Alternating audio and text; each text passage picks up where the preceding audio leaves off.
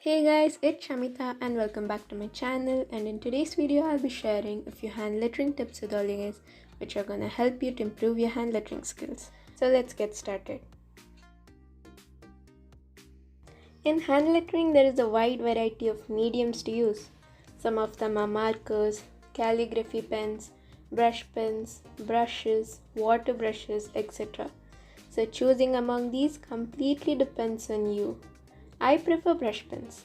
They are kind of markers with a very flexible tip which allows us to draw various strokes, which is really important in hand lettering. I also think brush pens are preferable for beginners because they're really easy to use. As I mentioned earlier, strokes are really important in hand lettering. One of the most common mistakes done by beginners is using the same pressure while drawing the text. This does not give the text the desired calligraphy look.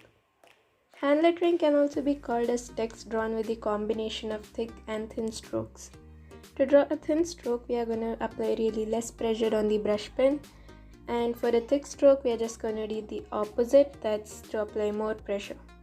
Now you might think where to make thin strokes and where to make thick strokes. And it's quite simple. Just remember this: up thin, down thick. And by following this, it's going to be pretty easy for us to hand letter now. Now using lines is really useful. It helps you to keep all your letters of the same size. This is the base line, and this is the X height, and this is the ascender, and this is the descender.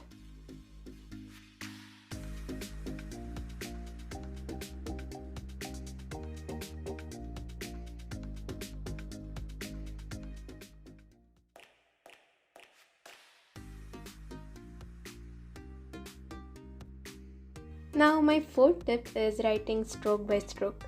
I find it really helpful. It helps me get all these strokes perfect, which is really important in hand lettering.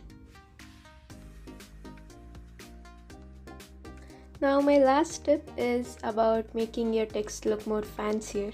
So once you're familiar with basic hand lettering, you can add some swirls, vary the baseline, or add some shadows or many other things to make your text more attractive.